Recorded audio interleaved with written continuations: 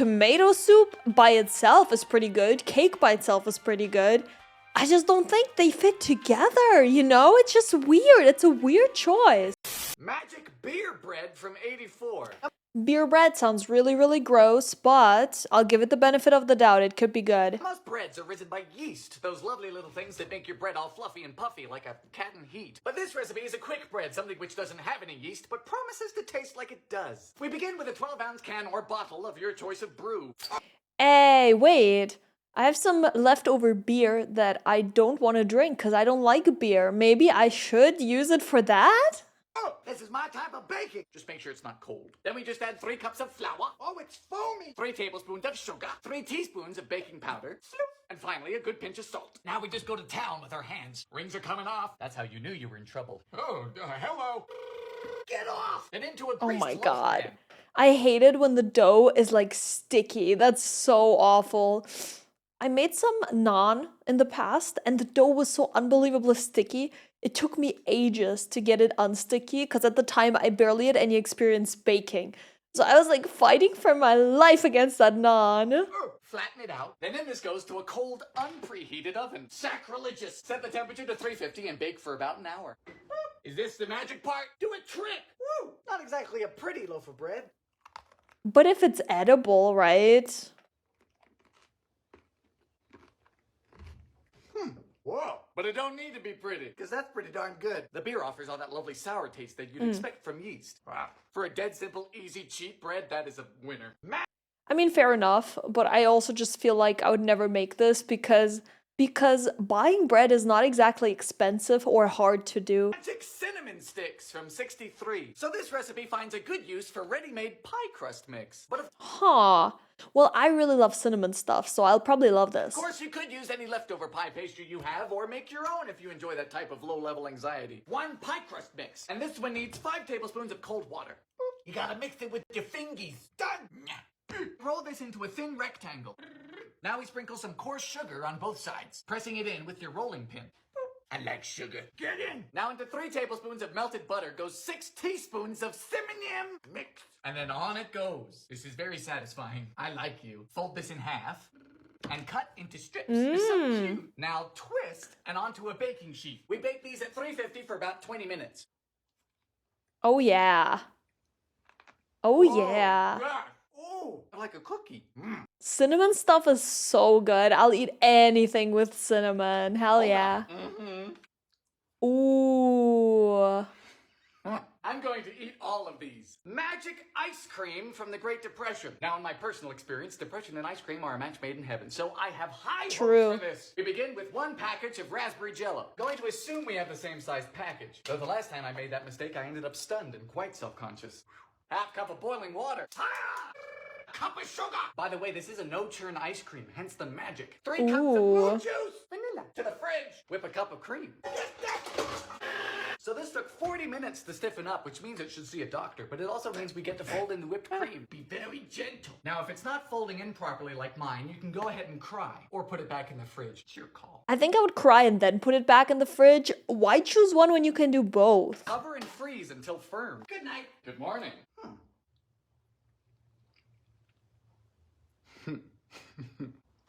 Good heavens. Didn't expect it to be so red, but it makes sense because of the jello. Surprisingly soft. Impressive, sir. A millionaire pie from 59. Ooh. I tell you, I could never be a millionaire. I'd end up buying like 3,000 Pop-Tarts. Or ducks. I quite like ducks. So 1.5.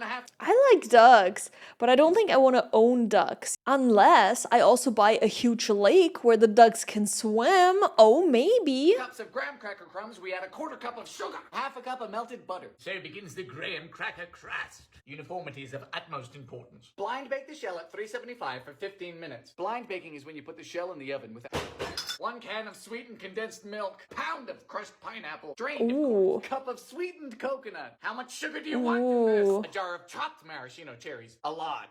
Beep at me 1 more time. So sticky. How are they so red? In go the cherries and a 1/4 of the juice. 1/2 cup of chopped pecans. Juice of a lemon. Yee. To top it off, in goes a tub of Cool Whip. Hope y'all know some dentists. Good night. Wow, that is a wild list of ingredients, but not necessarily bad. It just seems like it will be very sweet. Morning. You are pink.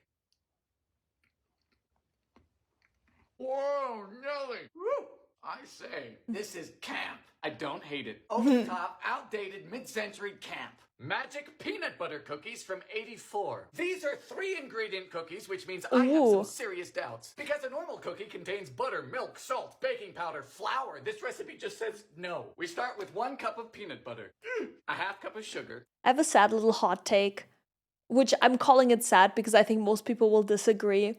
But I just don't vibe with peanut butter. I think it's very overrated. Like, I would never buy it unless it's an ingredient for anything else. If I use it for cooking or baking, sure. But don't make me eat that. It doesn't add anything to my life. It takes away my joy. +1, and that's it.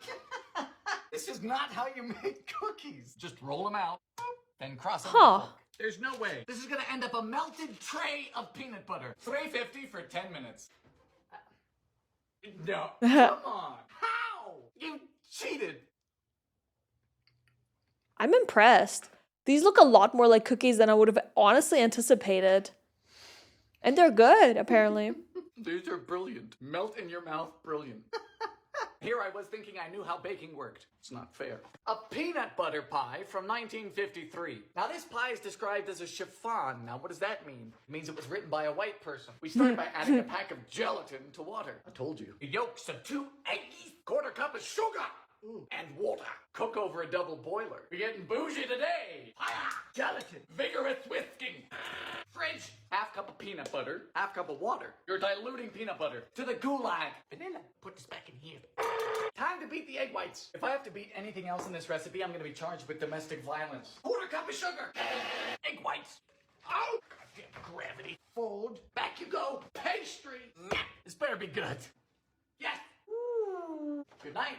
Good morning. Finish with whipped cream. Wow. Even the whipped cream was handmade. Nice. Though again, peanut butter. I don't know. It probably wouldn't be for me, but I respect it. God damn it. It's beautiful. Sorry about that. Peppermint patties from 1946. Now, I didn't know that one could make these at home. I thought it was a closely guarded industrial process. But apparently not. Take that, big peppermint. We start with 1 cup of sweetened condensed milk. In goes 1½ teaspoons of peppermint extract. Be very careful with this. This stuff's stronger than my desire to drop out of college. Slowly add 5 to 5½ cups of powdered sugar. Christmas time means sugar time. You can use a stand mixer. I'm just easily frightened by machinery. Done. Now you might need more or less powdered sugar. You're just looking for a workable dough. Parchment. More powdered sugar. Hello, Dolly. To the freezer. Now over a double boiler, we melt 4 cups of chocolate. Adding to it 2 teaspoons of shortening. Get off with the spoon! Fire!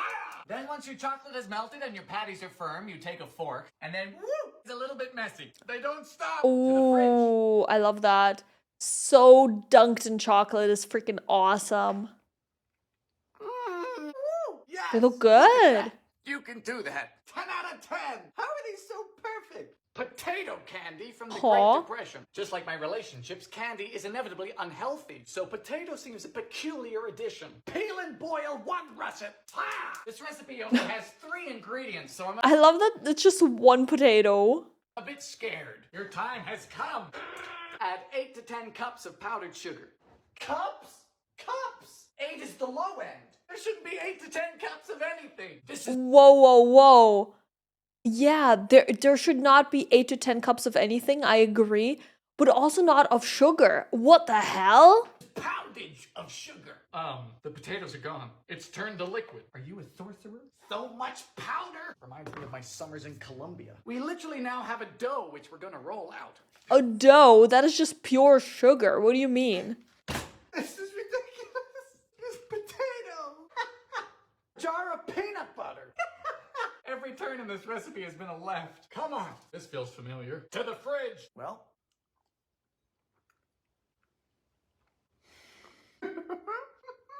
Mushroom. It's good. I'll be damned. Potato chip cookies from 76. Ooh. Now sweet and salty things aren't anything new. Yeah. Yeah, it's like, let's combine. People love cookies. People love potato chips. They will love this combo. Have classics like PB&J, chicken and waffles, fake friends, your in-laws. But this is... Chicken and waffles is really weird to me. I'm not an American, so When I first went to America and heard of this combo, I was really surprised. It does not feel like two things that should go together. It's crazy. 1 cup of butter, 1.25 cups of sugar, cream. No, that would be very indecent. Butter go, aren't you fluffy? 2 eggs, teaspoon of vanilla. Now's when we smash 8 ounces of potato chips. Hell yeah. Look who's fallen from grace. Shame. 2 cups of flour, 3 teaspoons of flute powder. Now in goes half of the potato chips and a cup of chocolate chips. Oh, that's crunchy. Yeah, that might be crunchy. I was gonna say. I quite like crunchy texture, actually. We're gonna roll the dough in the potato chips. You're insane. Wow. 15 minutes at 350. Ooh. That is so interesting. This recipe, low-key, I want to try. It's very interesting. What? I don't know. I mean, the potatoes, the whole bag of potato chips. It's phenomenal. Wow.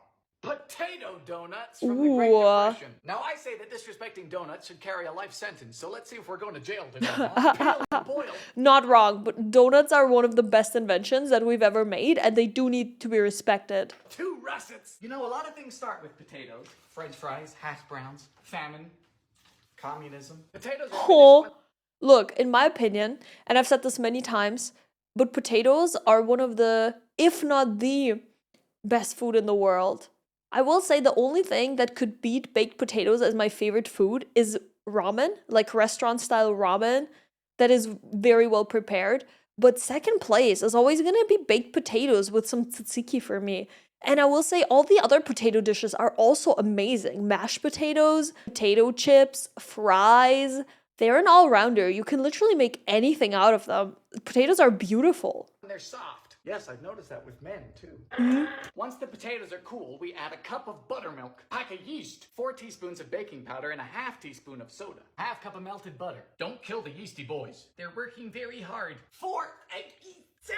Add enough flour to make a dough. Putting your faith in the wrong man. Sugar! 2 cups. Told you not to trust me. This took about 6.5 cups of flour. Now we let it rise for That's an hour. huge. This is the first time we're deep frying. Oh yeah, it's donuts. For a second, I was like, wow, that's a lot of dough for cookies. My mind was somewhere else. I was still thinking about those potatoes. Man, they're beautiful. I love potatoes. Ooh. Nice. Oh. I've never homemade donuts, but I'd be quite interested to try. Because I love donuts. I just really love them. And I live in such a rural place that I do not even have a Dunkin' nearby or any other donut shop that is good for that matter. There is one that is just like an independent little one, but the donuts were awful. They were really stale. So I haven't gone back. So unfortunately, no Dunkin' for me. Best donut I've made. Hi guys, if you're enjoying this video, don't forget to like and subscribe. Thank you. Pound cake from 19. I love pound cake. Whenever I went to Walmart in America, I would always buy lemon pound cake. And I swear, I don't care how many calories are in that thing. That is the most delicious cake for me. Or one of the most delicious ones. I also love Castella cake. But pound cake, mwah, so good. 1904. Pound cake is one of my favorite things to do, but I'm single, so it's been a while. It's called such because the traditional recipe is a pound each of butter, sugar, eggs, and flour. Nothing else. We start by beating the butter. Now we slowly cream in a pound of sugar. Oh boy! Now I'm beating and creaming by hand because, as any man could tell you, that's how we all first learned. Good heavens! How many eggs? 9. We beat them in gradually. This is wild. And finally, the flour. Fold into a bundt. We bake this in a moderately slow oven for 80 to 100 minutes. Hello? Oh no! No! I really just JFK'd this cake. What I love about pound cakes, at the very least the ones I had in the US, is that they're super moist. If you buy like ready-made cake like that here, they wouldn't be really moist. They would be very dry, which I don't love. So, yeah. Man, That's wonderful. For something that doesn't have any flavoring at all, you would not believe it. With a texture like nothing else. It's very good. But we don't talk about this. Rice bread from World War I. This recipe happens to be gluten-free, as if 1918 wasn't miserable enough. We begin with a half cup of white rice. Water! The rice is resigned to be overcooked. Why you gotta say it like that? It sounds like a court order. I hereby sentence you to be overcooked. Cup and a half of cornmeal. 2 tablespoons of margarine. Then 1.5 cups of milk. Scalded. You useless! Do you mean scalded with an A? He's like, nah, fam, that ain't no typo. I want you to yell at your milk. Well, the rice resigned, all right. It is no longer with us. 1 cup exactly. 4 teaspoons of baking powder. Is this bread going to space? Bake for a half hour in a hot oven. Very interesting concept. I've never seen people use rice to make that. Hot you get, it's an oven. 400 it is. Hello. It looks alright. Like a really smooth, fluffy cornbread. The rice does more than you think. Thank you. Scotcheroos from 1965. So Rice Krispie treats were invented all the way back in 1939 at the Kellogg's Company in Battle Creek, Michigan, and have since become the most dominant Rice Krispie confection. But 26 years later, they came up with these, a lesser-known variant, which we are going to try today. In a big old pan, we're gonna need a cup of corn syrup, followed by a cup of sugar. Excessive. Fire! Bring this to a boil to create a cavity-inducing syrup. Charming. Next, we remove from heat and add in a cup of peanut butter. Mix. Then in goes 5 cups of Rice Krispies. You know, I've never understood America's obsession with breakfast cereals. Whatever was wrong starting your middle school mornings crying over a sad bowl of oatmeal. That was I love cereal. Cereal is so good. If anything, it would make every day happier starting it with breakfast cereal, in my opinion. character building. Good old liquid cardboard. Anyway, this is rather dense. In this goes to a 13 by 9. Just cooperate. While that's cooling, we melt a cup of butterscotch chips and a cup of chalky chips over a double boiler. Melt, you get! Just spread it on and cool completely. Yes. Interesting. Looks good. Man, these are good. These are better than Rice Krispie treats. Survival bread from 1972. This bread is claimed to last upwards of 7 years, or roughly the amount of time it's taken me to get my bachelor's degree. We start with a cup of sugar, quarter cup of honey, the same of water. Then we bring to a boil with a pack of lemon jello. If there's one thing I've learned, it's that jello is inevitable. Oh, we love jello. Shut up. Fire. For the dry ingredients, we need 2.5 cups of powdered milk, 2 cups of oats. How am I going to survive the apocalypse if I can't survive oats? Once whatever this is has boiled, you add it to the dry. Oh, should fit. Add a bit of water if we need to. Sweetie, this needs a lot of things, but water isn't one of them. Then we mold it into a brick. So sticky. 30 minutes, $3.50. I feel like whenever you try to mold your food into a brick, that's not really a good sign. Huh. This is an enigma. It is quite dry, but not in a bad way, like a biscotti. I would take this camping. Tang cookies from 1969. Hey! Now this recipe is from Nebraska. Nebraska, are you okay? We begin with 3/4 of a cup of Tang. Might I remind you that this is a cookie with Tang is a drinking powder type of thing, right? You mix it with water and it becomes a drink. I think he was just about to say that. drink mix. Followed by a 1/2 cup of sugar. Any dentists out there? 2 eggs. And 2/3 of a cup of vegetable oil. That's a choice. Whisk. Gee, That's a lot. Sure is vibrant. Nebraska. Now the dry ingredients are dry. 2 cups of flour. 2 teaspoons of floof powder. And a 1/2 teaspoon of salt. I expected Nebraskans to be saltier since they live in Nebraska. Combine. Mix. $3.50 for about 12 to 15 minutes. I know. Oh, I know. Ooh, they're very yellow. Nebraska. They are quirky, but not bad. It's tangy. I would bake them a little less, though, like 10 to 12 minutes. But thank you, Nebraska. A tomato soup cake from 1950. Tomato soup by itself is pretty good. Cake by itself is pretty good. I just don't think they fit together, you know? It's just weird. It's a weird choice. What's the difference between margarine and shortening? The amount of time spent on the toilet. Need reinforcements. Sugar in a carton. Creamy. Sift your flour 3 times. Lady, your cake has tomato soup in it. This is the least of your worries. So real. Who cares about sifting it that much? Cinnamon and nutmeg. With the soup. Can't hide from me. I wish you could. Oh, is it gonna be like one of those Campbell's ones? I've tried SpaghettiOs. I know that's not technically tomato soup, or maybe it is, I'm not sure. And it was really gross. And then everyone was commenting under the video where I said that. They were like, you don't get it. It's nostalgia. It used to be a lot better. Look, guys, I'm with you, okay? I also have my nostalgia foods from childhood that I really love that now everyone would think they're gross, you know? Good. No. 911, what's your emergency? Yeah, that lady Carol is at the barbecue again. Careful not to overmix. Sorry, I'm just trying to kill it. It smells like a hospital. Tomato spice. If pumpkin spice got hit by a bus. At least it's not moving. Icing. Yeah. Shut up. Doesn't taste like tomato. Tastes like chocolate. A Valentine's cream pie from 59. Now, I can't think of anything better for Valentine's Day than a good old-fashioned cream pie. And this one features the maraschino cherry pastry. Hello. Goodbye. For the pie pan, we're going to want a 9-inch. I know I do too. If you've got one, don't just force it in. Be gentle. Now, whether or not to edge is up to you. Some people aren't that patient. Blind bake at 425 for 15 minutes. This finished a bit early. Happens to the best of us. Into a saucepan goes a cup of sugar, 1/4 cup cornstarch, 2 eggs, 2 cups of moo juice, 1/4 cup of cherry juice. Hopefully it'll be pink. Bring this to a boil and stir constantly. If your hand gets tired, just keep going. I'm single, so I'm used to it. Once it's thickened, we remove from heat and add in a 1/2 cup of chopped cherries. In you go. To the fridge. I don't think I like those cherries. They're very, they're very peculiar. Next, a cup of cream whipped. Some people are into that. Now we get to top. That's always fun. It looks alright, honestly. Would probably be enjoyable enough. I like that. Very sweet, but I like it. Velveeta fudge from 1984. Oh? There are a lot of ways to make fudge, most of which aren't as problematic as this, but then again, who are we to fault the 80s? Start with a cup of butter in a heavy pan. I reckon this is a heavy pan. Heavy with the burden of whatever crime it is I'm going to commit. We melt that down with a half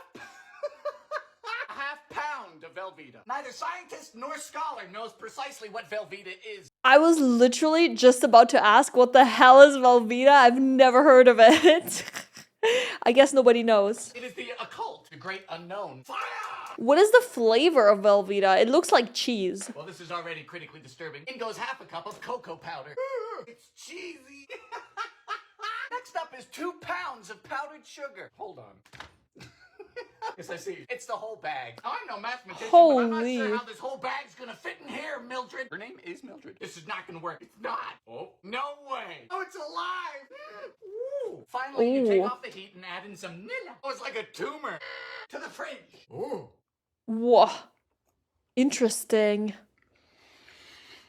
Man, that's a good fudge. A wacky cake from the Great Depression. So the stock market's crashed and we can't afford any butter, eggs, or milk. But little Johnny still wants a cake for his birthday. Selfish brat. Directly into a cake pan goes a 1.5 cups of flour. Teaspoon of floof soda. One of the reasons this is called a wacky cake is because you don't need a bowl. Though living in the Depression, I think everyone needed a bowl. Cup of sugar. 1/3 cup of cocoa. Then we just mix it with a fork. Now we make 3 wells. I feel like a gardener. Do you guys remember Farmville? Those were the days. Into 1 well goes 2 tablespoons of vinegar. Next, 1/3 cup of oil. And finally, a whole cup of water. Just mix it in the pan. Bake this at 350 for about a 1/2 hour.